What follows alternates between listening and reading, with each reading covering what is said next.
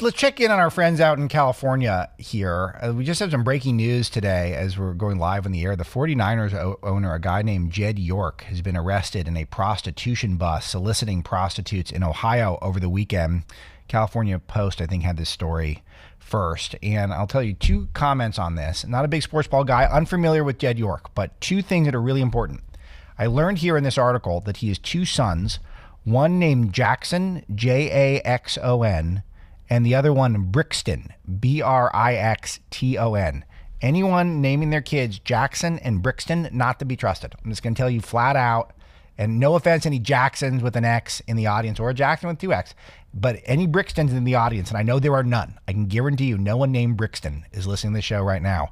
That is just an observation I've got, that you cannot trust a man who would name a kid Brixton.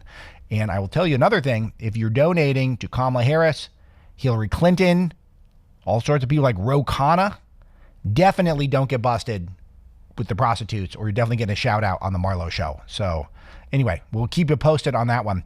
The bigger news, though, over the weekend out in California is the Stop Nick Shirley Act has been signed by Gavin Newsom, which is a blatant crackdown on investigative journalists. So just know how they operate.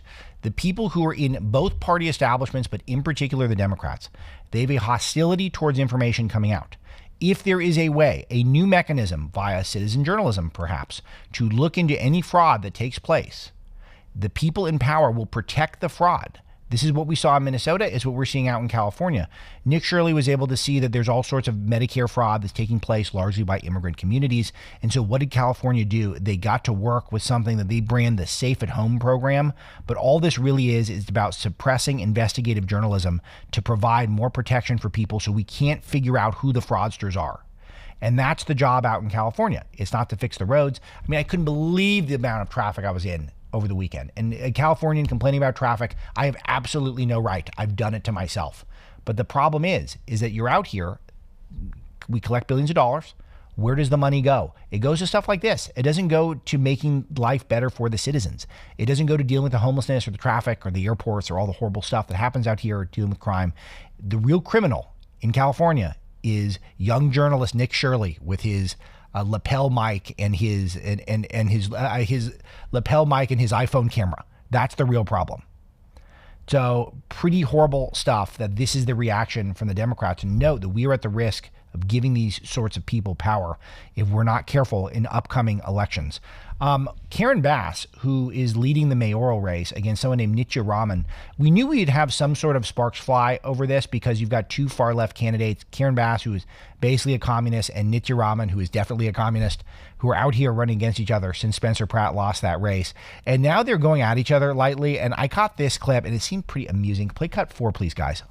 Your committee met today. You called the meeting today. It was your last meeting, and you didn't even show up to it. You weren't there. So what I learned from council members, and I think there's one in our audience now, people can't work with you. You can't manage your committee, but yet you want to manage the city. You have a lot of aspirations in what you say you are going to do, but you have been in City Hall twice as long as I have, and I'm not sure what your accomplishments are. So she's going after Nithya Raman for being lazy, because no one knows who Nithya Raman is. Nithya Raman sounds like a dish that you get at the hole-in-the-wall restaurant around the corner that no one knows about, but then overnight it becomes a viral sensation. You gotta get that Nithya Raman. It's gonna be so yum. Like, we love it, the yummy style. It's with that yum sauce on it. The chili crisp. Yeah, the Nithya Raman. Like, no one knew who she was, just she ran for mayor 20 minutes ago. And she was ostensibly in charge of homelessness out in California. But in recent years, homelessness has been horrific. It's horrific. And people keep dropping off their homelessness in California because we protect the homeless more than we protect the citizens. I noted this at the end of, I actually didn't get around to noticing, to mention this. I had this set aside, did not get to this on the show. But LA voted overwhelmingly to allow more homeless camps in the city. So it was like a 10-3 vote, the city council, that we're actually going to be having more homelessness in LA because we're not going to crack down on the tent cities, because the tent cities are it provides businesses, state-funded businesses, those NGOs, city-funded businesses, that are ostensibly supposed to help these people, and they don't. And it's also, as we've learned with our initiatives where we mail out ballots to everyone and there's ballot harvesting, and these are voters. These are Democrat voters. So we saw a high point under Nithya Raman's watch, and it's basically been stagnant ever since. And it's just remarkable that someone who could be in charge of the homelessness, while homelessness has not improved at all, it's arguably gotten worse, would become the mayor. But then when the alternative is literal communist Karen Bass, who watched the city burn down, then you see how we got into this mess. So then the question becomes, what do you do to deal with some of these people? I left a little meat in the bone with the Hasan Piker commentary. Another thing, I think I saw this on Maze Moore's X account. He does a good job clipping old stuff. He's a good old news editor. That's a job on the internet. Old news editor. You got to find the old news and bring that back up. This is cut 10. This is Hasan Piker talking about Charlie Kirk. What about Democratic mayors? It's like, what the f*** are you talking about, dude? We're talking about socialized medicine, and you turn around and you ask a question about murderous cities and their Democratic mayors. I want to kill him, dude. Yeah, he's talking about Charlie Kirk there. He's got a picture of Charlie Kirk on his stream. So he wants to kill Charlie Kirk. And Charlie Kirk got killed, and then he made fun of Charlie Kirk. So also in that clip I played earlier at this event he was at over the weekend, he said America did not deserve 9/11, and the crowd booed. So he's trying to walk that back. He's not going to be able to. So it's almost pointless to even mention that part. But the crowd booed when he said America did not necessarily deserve 9/11. So these guys are going to be completely tied up in knots over the fact that they have to embrace this far left energy. But then I wonder, so how do you deal with these people? Do you deal with them with anger, with outrage? Or do you deal with them by mocking them, making fun of them? And I'll tell you, someone who's doing a great job of making fun of the left is Enes Kanter Freedom, the former NBA player who's now made himself eligible for the WNBA. And I think he could be a hell of a woman. I think he could be a champion in the WNBA and then come back to the NBA, be a champion there. He went to a WNBA game over the weekend and he got thrown out. I've got some footage. Cut 6, please. And right before the break, this was the scene inside Wintrust Arena after Natasha Cloud got that bucket. She wanted her voice heard. We have talked about the conversations surrounding the W. That is Enes Kanter in the building. Oh, it's so fun. All right, I got some more. Let's play 15, please. 6-point basketball game. Chicago staying in it. Natasha Cloud. And right before the break, this was the scene inside Wintrust Arena after Natasha Cloud got that bucket. She wanted her voice heard. We have talked about the conversations surrounding the W. I just delight in that so much. One of the things that I delight in is that Natasha Cloud wanted her voice heard. Have any of you heard of Natasha Cloud until I brought her up on this WNBA podcast just now? No one cares about anything that happens in the WNBA other than when they humiliate themselves on a political level because they can't define a woman. If they could just say what a woman is and say that we're delineating between the two sexes by chromosomes, and that's it. If you want to be in the WNBA, the W counts. We're going to define W. Then all this would go away. And the other way would go away is if one brave coach fields a team of only men and that those men dominate 150-2 every single game, then that also would make it go away. But so you can deal with them with mockery. But then does that do enough? Because sometimes you see there's a huge darkness that's taking place in the country.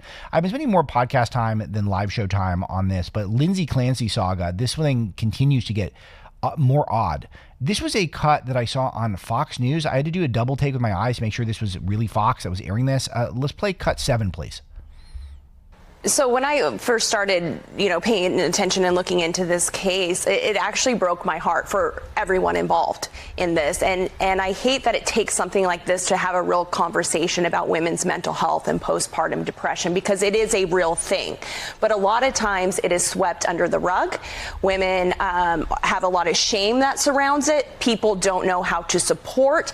And honestly, our medical healthcare system has failed women in a lot of ways. If you have have some of these postpartum symptoms, they can tend to get worse with each child as well. So you have to be your own advocate. You have to be proactive. And if you do not have people in your life that understand that or know how to get you the help that you need, this stuff is we've heard real. Enough of this. This is someone named Tiffany Smiley, who was elevated by Fox. Apparently was a former politician. I think he was a Republican. It was a candidate for Senate in Washington State. So Washington State, very odd politics, but it runs a PAC of some sort. But she's got, do you notice what was absent from that commentary? The 3 murdered kids of the people that she's feeling sympathy for. A lot of sympathy for the murderous mother. Lindsay Glancy admitted to killing the children. I guess I'll say apparently murderous for the lawyers, but she admitted to killing the kids. It was obviously premeditated. She was calling the husband after she sent him out on errands to check in to make sure he was still out while she was committing the murders. And then there's a lot of sympathy because of postpartum psychosis, which does happen, but it usually doesn't mean the murder of the 3 kids. I get into a lot of this on the live show. I talk about Candace Owens just wants to flat out blame the pharmaceutical companies, which is just a green light to every single person who has any murderous instincts just to go out, go get the prescription, and then announce it was the drugs that did it. No more agency. Agency's over. Personal responsibility's over. It's just very off-putting. And also for a feminist movement that tried so hard to gain equality in this country. And I think some of you guys got to stand up and say, hey, we're going to set back the whole species here if we're not careful. It's nothing makes me want to elevate a bunch more women to positions of power than to see this take place. And it's all being egged on by TikTok. It's all being egged on by the algorithm. Very interesting, very odd. Another woman who is lashing back using the lawfare apparatus, Washington Post, Karen Nithya, who got fired for writing what she says the truth about Charlie Kirk, basically justifying his murder. She was fired by the Washington Post. She was someone who got a job, obviously for DEI reasons, but an arbiter ordered the newspaper to reinstate her. And she said after Charlie Kirk's killing, white men who espouse hatred and violence deserve stuff like that, essentially. And she got fired for this. And then she is being ordered to go back to work at the Washington Post. She might even get paid back pay since she was fired. So this is a private arbiter. So I don't know how this is going to play out in the end. But it certainly got a lot of attention on social media where people who do feel like the killing of their political opponents is justified so long as they espouse hate. But the killing of innocent children might be justified if you're sad because you postpartum depression.